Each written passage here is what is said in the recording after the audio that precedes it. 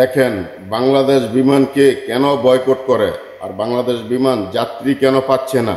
আজকে এই নিউজটা কোনো পত্রিকা বা কোনো সাংবাদিক প্রকাশ করতেছে না। বাংলাদেশ থেকে 396 জন যাত্রী নিয়ে দুবাইয়ের উদ্দেশ্যে রওনা দেয়, আর আকাশপথে বিমানের ডানাতে যখন সমস্যা হয় অর্থাৎ আগুন লেগে যায়, তখন তারা জরুরিভাবে নাগরপুরে অবস্থান করে। আর আজ পর্যন্ত তাদেরকে উদ্ধার করা হয় নাই।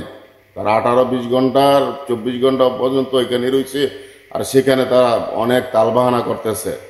বিমানের ভিতর থেকে একজন যাত্রী ভিডিওটি প্রকাশ করলে সেটা সোশ্যাল মিডিয়াতে ভাইরাল হয়।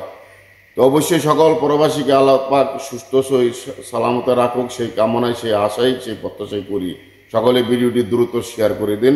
ডাক্তার ইউনূসের এবং বাংলাদেশের বিমান কর্তৃপক্ষ যারা আছে, এয়ারপোর্টের কর্তৃপক্ষ যারা আছে, সকলের দৃষ্টি কামনা করছি। ভিডিওটি দেখেন। কি কাজ আপনাদের? আমাদের কাজ তাহলে এখানকার রানওয়ের কাজ। আমাদের কি কোনো গানের মালের মূল্য নাই? আমাদের অবস্থাটা দেখছেন আপনারা একটু? এটা কি আমাদের শাস্তি দিচ্ছেন আপনারা? আমরা কি আমাদের কি বিমানে 1 টাকা কি কম নিছেন? না আমাদের কাছে পেমেন্ট পাবেন? আপনি সাধারণ বাবু, আমাদের কোনো দাম নাই না। টেকনিক্যাল রিজনে এটা কি হচ্ছে? আচ্ছা ম্যাডাম, আমরা আসলে এই যে আপনাদের সিনিয়র স্টাফ দেখেন, এখানে সিনিয়র স্টাফ কোথায়? দেখেন কালকে থেকে আজকে পর্যন্ত আমাদের কোনো খোঁজই নাই। কালকে থেকে এই পর্যন্ত কোনো খোঁজ খবর কোনো কিছু নিচ্ছে না বাংলাদেশ বিমানে।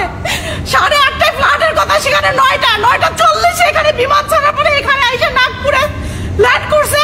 বলছে যে ওয়েদারের সমস্যা, কোনো ওয়েদারের সমস্যা না, আগুন জ্বলছে তার জন্য এখানে ল্যান্ড করার পর থেকে কালকে থেকে এই পর্যন্ত কোনো আমাদের খোঁজ খবর নেয় না। আমার বিমানের যাত্রীরা প্রচন্ড পরিমাণে অসুস্থ, তারপরে কোনো খোঁজ নাই খবর নাই। কেন এখন এখানে 2 ঘন্টা কেন ল্যান্ড করবে? কি কারণটা কি? কোন ধরনের সুযোগ সুবিধা নাই, কোন ধরনের সুযোগ সুবিধা নাই। আমরা কি মানুষ না? আমরা প্রবাসী বলে কি তাই বলে আমাদের সাথে এরকম হবে? আমাদের বাচ্চা কাচ্চা পরিবার আমরা এখানে আছি, পরিশ্রম করে আমাদের কি করে দাম নাই? কেন বাংলাদেশের কি দায়িত্ব সরকারের কোনো কর দিতে নাই? ডক্টর ইউনূস কি করতেছে? উনি কেন এরকম করতেছে আমাদের সাথে? আমাদের পরিবারের সাথে যোগাযোগ করতে পারতেছি না, এখানে না ওখানে না, কোনো খোঁজও নাই। কোনো ধরনের না। বাচ্চা অসুস্থ, মেয়ে মানুষ অসুস্থ, দেখেন আমার অবস্থা হলো কি অবস্থা দেখেন। প্রত্যেকটা যাত্রী এখানে প্রতিটা যাত্রী এবং এই যে আমার ভাইয়েরা আছে, বোনেরা আছে, আমরা গতকাল রাতে ওনারা খবর নিউজ করাইছে বাংলাদেশে, ওনারা নাকি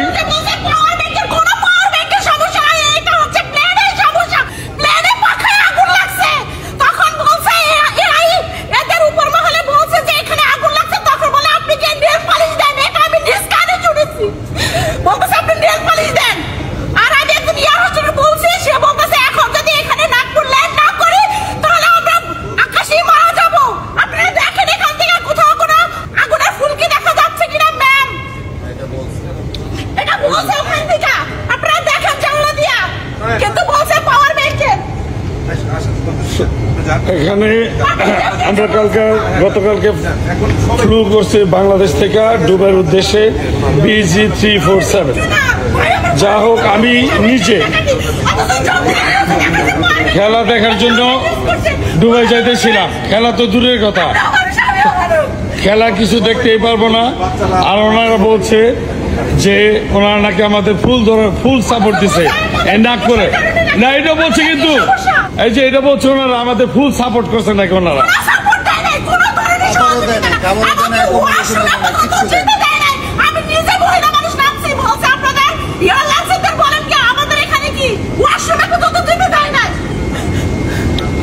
যাকে হলো বাংলাদেশি বিমান যারা আসে, বাংলাদেশ বিমান আসলে আমাদের একটা প্রতিষ্ঠান, এবং এটা আমাদের জন্য, আমাদের বাংলাদেশের জন্য একটা লস্ট প্রজেক্ট। এখানে যারাই আসে তারা দুর্নীতি করে টাকা কামায়, টিকিট পাওয়া যায় না, টিকিটের দাম অনেক, তারপরে সার্ভিস তো নাই। এদের বিরুদ্ধে আমরা বিচার চাই। এবং এই উপদেশটা যে থাকো তুমি, তোমার উদ্দেশ্য করে একটা কথা বলতে চাই যে তুমি এটা তাড়াতাড়ি তদন্ত করে দেখবা। কারণ তুমি যত বড় উপদেষ্টা হও, তুমি তার আমাদের উপর দিয়ে না, তোমার মতো উপদেষ্টাদের দেখার মতো ক্ষমতা আমাদের বাংলাদেশের জনগণের আছে। আমরা যে কোনো সময় তোমাদের মতো যে কোনো উপদেষ্টাকে দেখতে পারি। তো যাই হোক, আমরা এখনো এই রানওয়েতে বসে আছি নাগপুরে।